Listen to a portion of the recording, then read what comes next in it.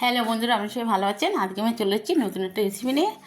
তো আমি সাথী, আপনারা সবাই আমার নাম জানেন কিনা জানি না, আমার নামে কিন্তু এই ব্লগটা সাথী ব্লগ। তো আমি এখানে একটা নতুন রেসিপি বানাবো আজকে। আইসক্রিম তো খেতে সবাই পছন্দ করেন।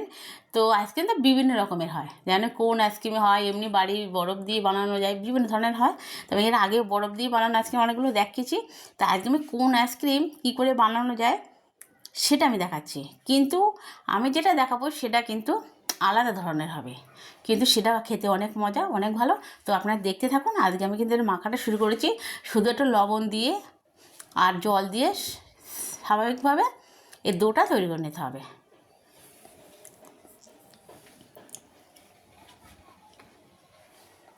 এর ডোটা মেখে নিচ্ছি।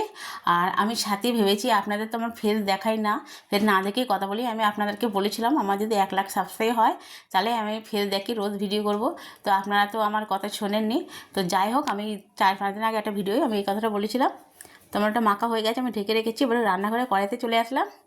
কড়াইয়ের তেল গরম হয়েছে, 5 ফোড়ন আর কাঁচা লঙ্কা ফোড়ন দিচ্ছি। ওই কথাটা আমি পরে বলছি। ফোড়ন দিচ্ছি। এবারে আমি পেঁয়াজ কুচিগুলো দিয়ে দিচ্ছি। আইসক্রিমের ভিতরে যেটা দেব, ওই কোনের ভিতরে, সেটা আমি বানিয়ে নিচ্ছি। তো আমার একটা ছবি আজকে থেকে ভাবছি আমার রান্নার সামনে আপনাদেরকে আমি দেব। তো এখানে আমি 3 রকমের সবজি নিয়ে নিয়েছি। তা আপনারা চাইলে 1 রকম, 2 রকম বা 4 রকম, 5 রকম যা খুশি নিতে পারেন। তো আমি সবজিগুলো ছোটো ছোটো করে কেটে নিচ্ছি। তা আজকে আমি ফুলকপিগুলো দিয়ে দিচ্ছি। বেশ ছোটো ছোটো করে সুন্দর করে কেটে নিয়েছি। ফুলকপিগুলো একটু নাড়াচাড়া দিয়ে কষিয়ে নিয়ে তারপরে আর সবজিগুলো দেবো। ফুলকপিগুলো এটা হতে সময় লাগে, সেই কারণে।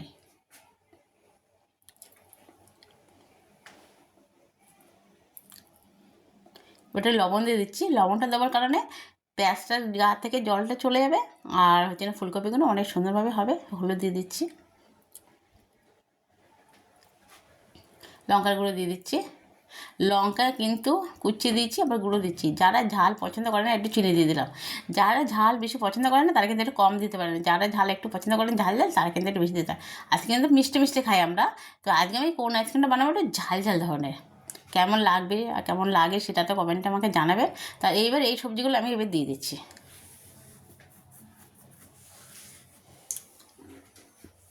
দিয়ে সুন্দর করে নাড়াচাড়া দিয়ে বানিয়ে নিতে হবে সবজিটা। এখন সবজির সময় সবজি দিয়ে করা বেশি ভালো হবে। আর সবজি তো বাচ্চারা হঠাৎ করে খেতে চায় না, যেমন ফুলকপি, পেঁয়াজকালি, শিম, এগুলো তো মোটেই পছন্দ করে না। কিন্তু সেইগুলো দিয়ে কিন্তু এত সুন্দর একটা রেসিপি বানাবো, তো বাচ্চারা চেটে পুচে খাবে, আরও তো বারবার খেতে চাইবে। এখানে জিরে আর ধনের গুঁড়ো আছে, দিয়ে দিচ্ছি। আর গরম মশলাটা আর একটু পরে দিয়ে দেবো। জিরে গুঁড়ো আর ধনের গুঁড়োটা আমি দিয়ে দেবো।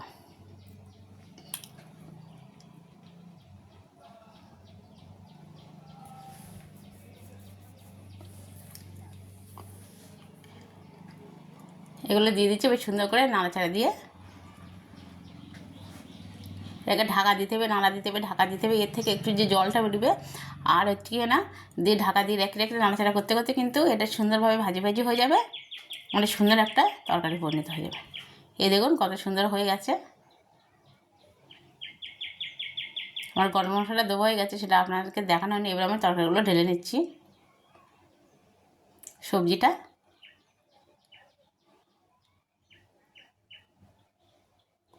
এই দেখুন, সবজিটা বানানো হয়ে গেছে আমার। এবারে আমি যেটা মেখে রেখেছিলাম, যাতে সবজি ভাজি তখন এটা মাখা ছিল, এই দেখুন এটাকে এবার আর একটু সুন্দর করে মেখে নিচ্ছি। এবার এটা থেকে যেমন আমরা রুটি বানাই আটা মেখে, ঠিক তেমনভাবে লেচি কেটে নেব। যে কটা হয়, একেবারে খুব ছোটো না, খুব বড় না, মিডিয়ামভাবে করে নেব।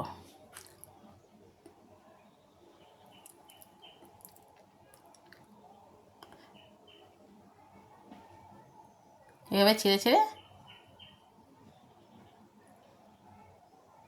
আমি 6টা বানিয়ে নিয়েছি। খুব বড় না, খুব ছোটো না।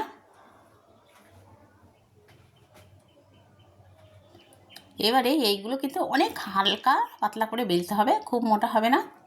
তো পাতলা করে বেলার জন্য, তার জন্য কর্নফ্লাওয়ার ব্যবহার করব। আপনারা আটা ময়দা দিয়েও পাতলা করে বেলে নিতে পারেন, কিন্তু এই কর্নফ্লাওয়ার দিয়ে বেললে কিন্তু অনেক পাতলা করা যাবে, আপনি যেমন চাইবেন তেমন করে নেওয়া যাবে। তার জন্য আমি কর্নফ্লাওয়ার দিয়ে বেলে নিচ্ছি।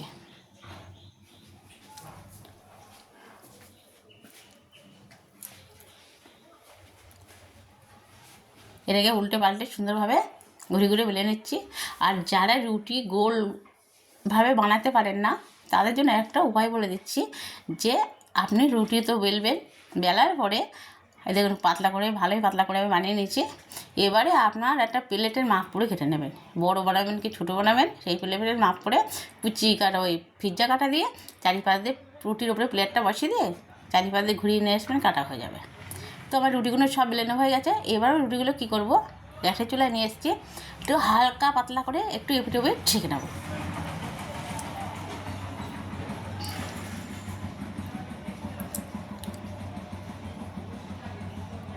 একটু হালকা পাতলা এপিট ওপিট ছেঁকে নেব। এক পিঠ হওয়ার পরে তারপরে আমি ওটা ঘুরিয়ে ঘুরিয়ে দিয়ে এই যে একটু হালকা পাতলাভাবে ছেঁকে নিয়ে তুলে নেব। তো তার জন্য কিন্তু একটা প্লেটে বা একটা গামলার মধ্যে আপনাদের ভাঙা একটা কিছু মানে একটা ওড়না বা একটা টোয়ালি রাখবেন, রেখে রুটিগুলো রেখে কিন্তু ঢাকা দিয়ে রাখবেন, রুটিগুলো যেন শক্ত হয়ে না যায়। তার জন্যই, শক্ত হয়ে গেলে কিন্তু আমি যেটা বানাবো সেটা বানানো যাবে না। তো এবার আমি এপিট ওপিট করে একটু করে নিচ্ছি, নিয়ে এবার আমি এগুলোকে ঢেকে রাখছি। এইভাবে আমি সব রুটিগুলো বানিয়ে নেবো। কিন্তু আর একটাও দেখাচ্ছি আপনাদেরকে বানানো, দেখুন এটাও ঠিক একইভাবে বানিয়ে নেব, শুধু এপিট ওপিট একটু হবে সেমভাবে। আর আমি কিন্তু ভালোই পাতলা করে বানিয়ে নিচ্ছি। আর আপনারা চাইলে যদি অনেক পাতলা করে বানানোর পরে অনেক বড় হয়ে গেলে কিন্তু কেটে নিতে পারবেন, সেটাও আপনাদেরকে বলে দিলাম। জাস্ট এপিট ওপিট একটু হবে, তারপরে তুলে নিতে হবে।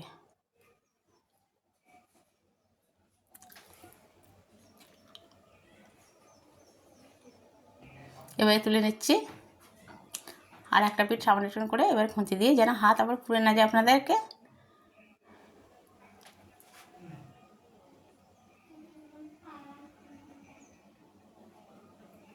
আর একটা দিচ্ছি, এইভাবে বাকিগুলো সব বানিয়ে নেব।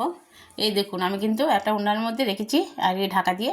তো এবারে আমি টেবিলে এসেছি, এবারে আমি কিছুটা রুটি কেটে নেব, রুটিটা বার করে নিচ্ছি আর কিছুটা আমি ঢেকে রাখবো, তাহলে নরম অনেক সুন্দর সব থাকবে। দুটো রুটি বার করে নিচ্ছি, আর চারটে এখনো ঢাকা আছে। তো এবারে রুটিগুলো আমি পিৎজা কাটা দিয়ে মাঝখান বরাবর সমান করে কেটে নেব।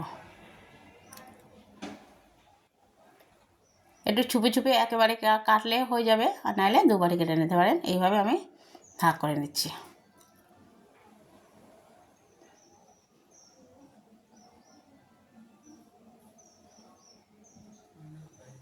এ দেখুন হয়ে আছে। এবারে যেটা করতে হবে, কিছুটা আটা কিন্তু একটা পাত্রে একটু গুলে নেবেন, একটা গামলায় বলুন একটা বাটিতে বলুন, কিছুটা আটা একটু গুলে নেবেন, একটু বেশি করে গুলে নেবেন। আর সেই আটাটা আমিও গুলে নিয়েছি। এবারে এটাকে যেভাবে করতে হবে, আইসক্রিম কোন যেরকম হয় না, ঠিক সেরকম করে এটাকে বানিয়ে নিতে হবে।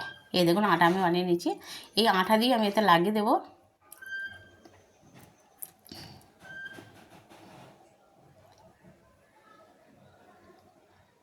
এইভাবে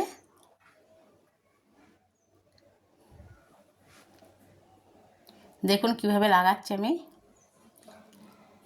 খুব সহজে করে নেওয়া যাবে। এবার আমি ঘুরিয়ে ঘুরিয়ে এতেও একটু লাগিয়ে নেব।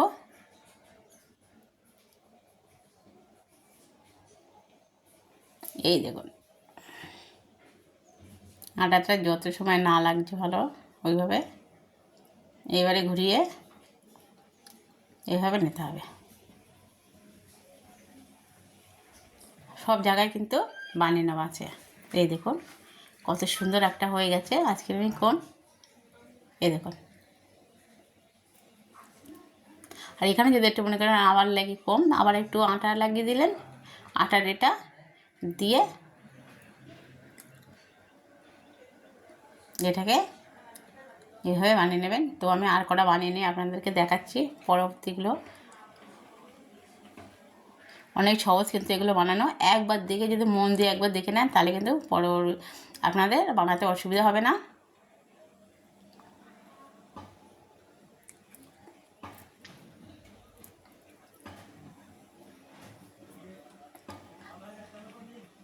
আর এই দেখুন আবার একইভাবে আমি বানাচ্ছি।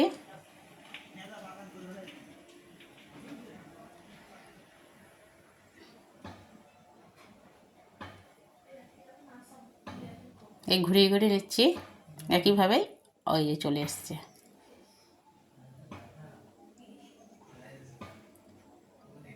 ঠিক এইভাবেই আরও বানিয়ে আপনাদেরকে দেখাচ্ছি। আরেকটা যেখানে দেখবেন এটা কম লেগেছে আরেকটু লাগিয়ে দিয়ে আরেকটা বানিয়ে দেখাচ্ছি আপনাদেরকে। এইটা দেখানোর পরে তারপর আমি কিন্তু একটু বেশি করে আপনাদের দেখালাম যেন আপনারা বুঝতে অসুবিধা না হয় কোথাও, যেটা কিভাবে করেছে। অনেকে কিন্তু একটা করে ছেড়ে দেয়, পরেরটা দেখায় না, কিন্তু আমি চাই যে আপনারা একদম ঠিকঠাকভাবে শিখে নিন। একটা দেখে আপনারা না বুঝতেও পারেন, কিন্তু বারবার আমি কেন দেখাচ্ছি যাতে আপনারা ভালোভাবে তৈরি করে নিতে পারেন, তার জন্য। আর একদম পুরোটা সুন্দরভাবে দেখিয়ে দিচ্ছি, আমি ভিডিওটা ফাস্ট করে দিচ্ছি না যাতে আপনার বুঝতে অসুবিধা হয়, তার জন্য। এই দেখুন আমার বানিয়ে নেওয়া হয়ে গেছে এই 4টে। তো এবারে এই দেখুন আজকের কোন 4টে আমি বানিয়ে নিয়েছি। তো এবারে আমি যে সবজিগুলো বানিয়ে রেখেছি সেই সবজি এর ভিতরে ঠেসে ঠেসে চেপে চেপে দিয়ে দেবো। আর কিছুটা আটা গুলে রেখেছি। আর নিতে হবে কিন্তু সিমাই, যে সিমাইটা ভাজা বিক্রি হয় প্যাকেট না হলেও ভাজা ছাড়াও যেটা কাঁচা পাওয়া যায় সেটাও আপনারা নিতে পারেন। তো আমার ঘরেতে ছিল ভাজাটাই আমি নিয়ে নিচ্ছি, মানে ওটাও লাগবে। তা ওটা এবারে হাত দিয়ে গুঁড়ো করে একটা প্লেটে নিয়ে নেবেন। হাত দিয়ে এরকম মুসমুস করে এরকম চাপলে তো মুচমুচে হয়ে গুঁড়ো হয়ে যাবে। দেখবেন কোনো আমি কেমন গুঁড়ো করে নিয়েছি সেটা আপনাদেরকে দেখাচ্ছি একটু পরেই। এগুলো আমি আজকে ভরে নেই, তারপরে দেখাচ্ছি। তো আমি দুটো আগে ভরে নিয়ে আপনাদেরকে দেখাচ্ছি।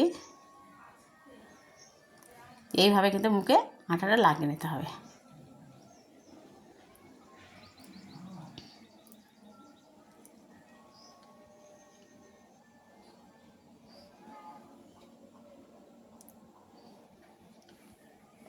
এভাবে আটাটা লাগিয়ে নেওয়ার পরে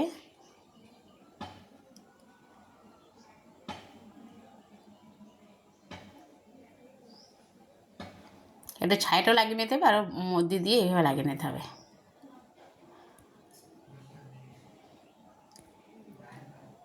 এইবারে দেখুন আমি গুঁড়ো করে রেখেছি, এতে এইভাবে বুড়িয়ে নিচ্ছি।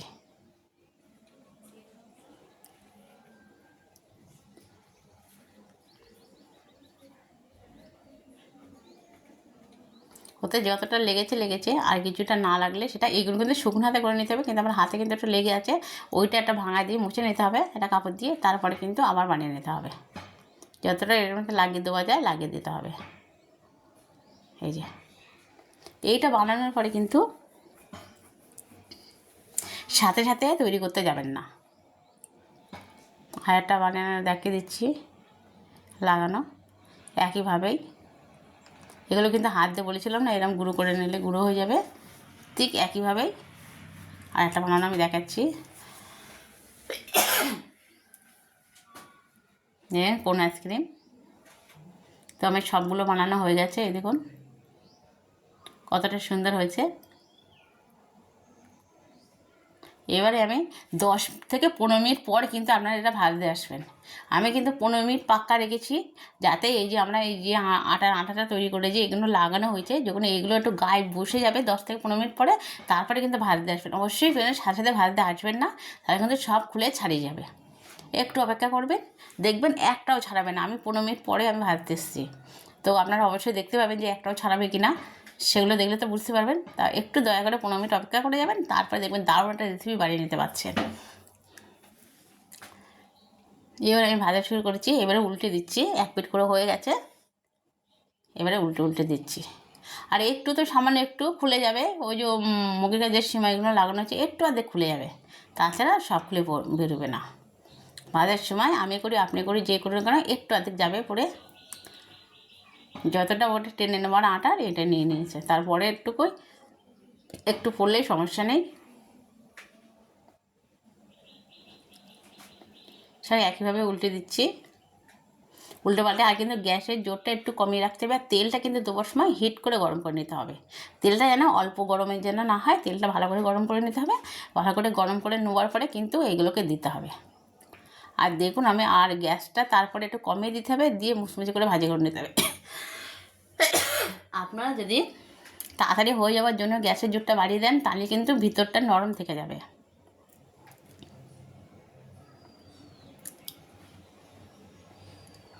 এই দেখুন আমি তুলছি, তো আপনাদেরকে দেখিয়ে দিচ্ছি। আগে তুলে নিচ্ছি একসাথে, বেশি দম নেওয়া যাচ্ছে না, যত সুন্দরভাবে তুলে নেওয়া যায় ততই ভালো। দেখেছেন আমার একটা খুলিনি, কিন্তু একটা কোনো কিছু হয়নি, দারুণভাবে আমার এগুলো হয়ে গেছে। তো বাকিগুলো আমি একইভাবে বানিয়ে নেবো, নিয়ে তারপরে দেখাচ্ছি, না ভিডিওটা অনেকখানি বড় হয়ে যাবে। তো দেখুন আমার বাকি সবগুলো ভেজে নেওয়া হয়ে গেছে, দেখুন কতটা সুন্দর লাগছে কোন আইসক্রিমগুলো। তো যদি ভালো লেগে থাকে অবশ্যই করে একটা লাইক আর শেয়ার করে দেবেন। আর যে সকল বন্ধুরা আমার এখনও পর্যন্ত সাবস্ক্রাইব করেনি অবশ্যই করে সাবস্ক্রাইব করে দেবেন প্লিজ বন্ধুরা, একটু সাবস্ক্রাইব করে দিন, আমরা 1 লাখ সাবস্ক্রাইব খুব দরকার। তো আপনারা সবাই ভালো থাকবেন, সুস্থ থাকবেন। আর এতক্ষণ আপনাদের সাথে ছিলাম আমি সাথী ব্লগ থেকে। আজকের থেকে আমার একটা ছবি আপনাদের রান্নার মধ্যে থাকবে, ভিডিও ছাড়বো তখন একটা করে ছবি আমি সামনে দিয়ে ছাড়বো। তো আপনাদের সাবস্ক্রাইব যখন আমার 1 লাখ পূর্ণ হয়ে যাবে, তারপরে আমার ফেস একদম পুরোপুরি দেখিয়ে রান্নাটা করব। আর দেখুন আমি ভেঙে দেখাচ্ছি কতটা সুন্দর হয়েছে ভিতর।